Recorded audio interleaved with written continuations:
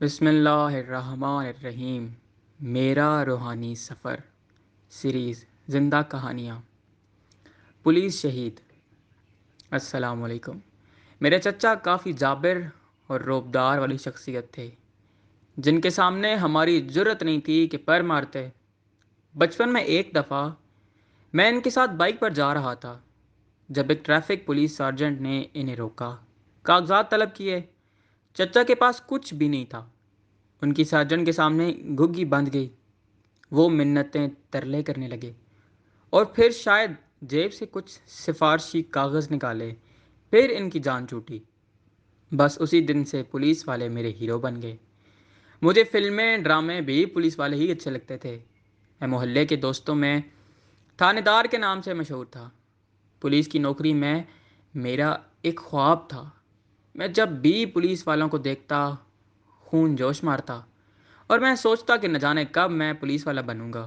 Police force میں جانے کا میرا مقصد ہرگز عوام کی خدمت نہیں تھا، بلکہ عوام سے خدمت لینا تھا۔ پی سی ایس کے امتحان میں فیل ہونے کے بعد میں پولیس کانسٹیبل کے امتحان میں پاس ہو کر پولیس فورس میں سلیکٹ ہو گیا اور بیسک ٹریننگ کے لیے ٹریننگ سینٹر بھیج دیا گیا۔ ٹریننگ سینٹر کے ڈسپلن والے سخت ماحول نے مجھے پولیس سے کافی مایوس کیا، لیکن پھر میں سوچتا کہ کوئی بات نہیں، چند مہینے بعد پھر تھانے میں پوسٹنگ ہو جائے گی اور پھر موجے ہی موجے۔ ٹریننگ سینٹر میں ہماری رہائش ایک بارک میں تھی۔ میری ساتھ والی چارپائی پر ایک لڑکا تھا جس کا نام حافظ عمیر تھا۔ بہت سادہ، نرم دل، نرم مزاج، مذہبی اور خدمت گزار انسان تھا۔ وہ ٹریننگ بہت شوق سے کرتا تھا اور اس کے منہ سے میں نے کبھی بھی ڈرل انسٹرکٹرز یا محکمے کا گلہ شکوہ نہیں سنا، جبکہ میں تو انتہائی شرارتی شغلی طبیعت کا بندہ تھا۔ اور بعد میں آتے ہی جس قدر ڈرل انسٹرکٹرز ہمیں گراؤنڈ میں رگڑا دیتے تھے، میں انتقاماً بارک میں آتے ہی ان انسٹرکٹرز کی ایسی ممکری یا پیروڈی کرتا کہ پوری بارک ہنستی۔ دل سب کا کرتا تھا، مگر شاید ان میں سے ٹیلنٹ نہیں تھا، اس لیے وہ اپنی آسودہ خواہشات کی تکمیل مجھے سن کر پوری کر لیتے تھے۔ حافظ عمیر مجھے منع کرتا تھا کہ یار یہ تم ایسا کیوں کرتے ہو، کسی کی نقل اتارنا گناہ ہے۔ میں اسے کہتا حافظ جا کر کسی مسجد میں پیش نماز لگ جاؤ، تم یہاں کیوں آ گئے ہو؟ حافظ کہتا یار عمران، اگر پولیس میں اچھے لوگ نہیں آئیں گے تو محکمہ کیسے چلے گا؟ میں اسے چھیڑتا تم کرنا خدمت، میرے آنے کا مقصد تو مال کمانا اور اسے 1 2 کا 4 کرنا ہے اور پولیس پاور کو انجوائے کرنا ہے۔ حافظ عمیر کمال کا لحن رکھتا تھا۔ جب سورت رحمان کی تلاوت کرتا تھا تو ماحول پر سکوت طاری ہو جاتا تھا، کتنی آنکھیں اشک بار ہو جاتی تھیں۔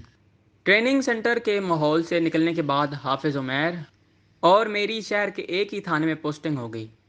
میں اسے کہتا یار مولوی تو میرا پیچھا چھوڑے گا یا نہیں؟ حافظ کہتا اپنا ساتھ دونوں جہان کا ہے، میں کسی کو دوست نہیں بناتا، اگر بناتا ہوں تو کبھی بھی ساتھ نہیں چھوڑتا۔ تھانے میں ہماری ڈیوٹی اکٹھی ہی ہوتی۔ بہت جلد حافظ کے بارے میں تھانے کے گروہ نے فیصلہ دے دیا کہ یہ پولیس کے لیے نکارہ ہے اور مجھے کہتے عمران تم ایک سیانے پولیس آفیسر ہو، حافظ جیسے بیوقوف بندے سے بچ جاؤ۔ حافظ میرے ساتھ موٹر سائیکل پر گشت جاتا تو ملنے والے شکار کو لمبی لمبی نصیحتیں کر کے چھڑا دیتا تھا۔ کئی دفعہ تو پکڑے جانے والے جوڑے کہتے بہو جی کچھ لینا دینا کرو اور جان چھوڑو، یہ آپ کا مولوی تو لگتا ہے گھر چھوڑ کر آئے گا۔ حافظ کی نصیحتیں کرنے کے دوران میں اپنی ہیرا پھیری کر لیتا تھا۔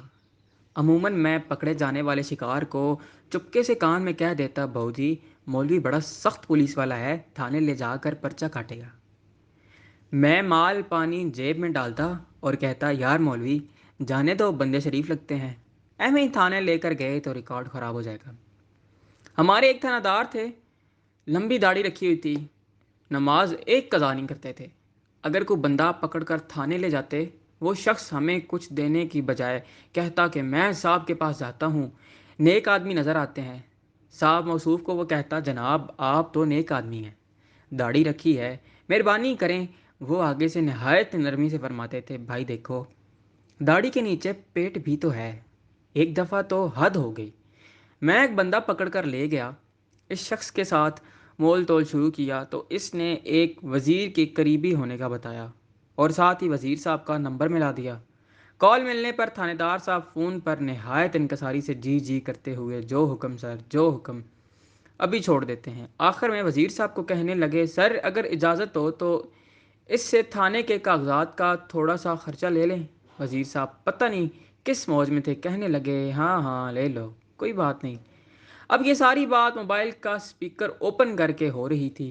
فون بند کر کے تھانے دار صاحب کہنے لگے، لو بھائی، اب تو وزیر صاحب نے کہہ دیا ہے، خرچہ لے لو۔ پھر آواز دے کر کہنے لگے، منشی ان سے 10,000 روپے لے لو۔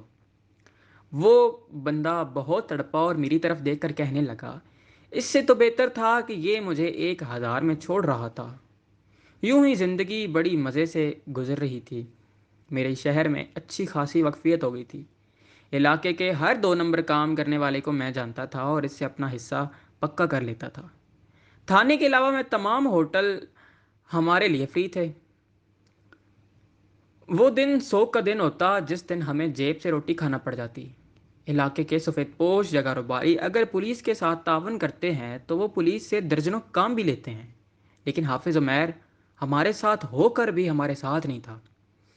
وہ مجھے سمجھاتا رہتا کہ کبھی کبھی جھگڑ بھی پڑتا تھا، لیکن میں اسے منا لیتا تھا کیونکہ مجھے بھی اس کی دوستی پسند تھی۔ میں سوچتا اس جھوٹی دنیا میں کوئی ایک سچا بھی ساتھ ہونا چاہیے، کیونکہ مجھے پتا تھا کہ اگر کبھی پھنسا تو حافظ کے علاوہ ساتھ کوئی بھی نہیں دے گا۔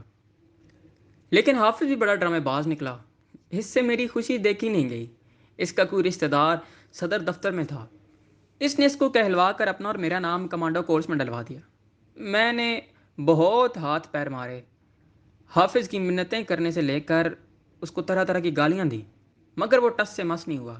میں نے بہت جگہ سفارش اور مال خرچنے کی بھی کوشش کی، مگر کوئی بھی نہیں مانا اور تھانے کے مجھ جیسے شکاری ملازم کو کمانڈو کورس پر جانا ہی پڑا۔ میری حالت اس بکرے جیسی تھی کہ جسے ذبح کرنے کے لیے لے کر جا رہے ہوں۔ میں نے تھانے کے محرر گشت والے موٹر سائیکل، تھانے کی موبائل اور تھانے کے دروازے تک کو دکھی دل سے گلے لگا کر الوداع کہا۔ دکھ سے میرے چند آنسو بھی نکل آئے۔ محرر نے مجھے کہا، اوے عمران، زیادہ پریشان نہ ہو، کورس میں انفٹ ہو کر واپس آ جانا۔ تو تھانے کا جیالہ ہے، تیرا کیا کام کمانڈو شمانڈو سے؟ مگر کہیں بھی نہیں سنی گئی۔ کمانڈو استاد ایسے فنکار تھے، ایسے ایسے ڈائلاگ مارتے تھے کہ بندہ کہتا ابھی ملک کے لیے شہید ہو جاؤں۔ محترم ناظرین و سامعین، اس کہانی کا بقیہ حصہ اگلی آنے والی ساتھ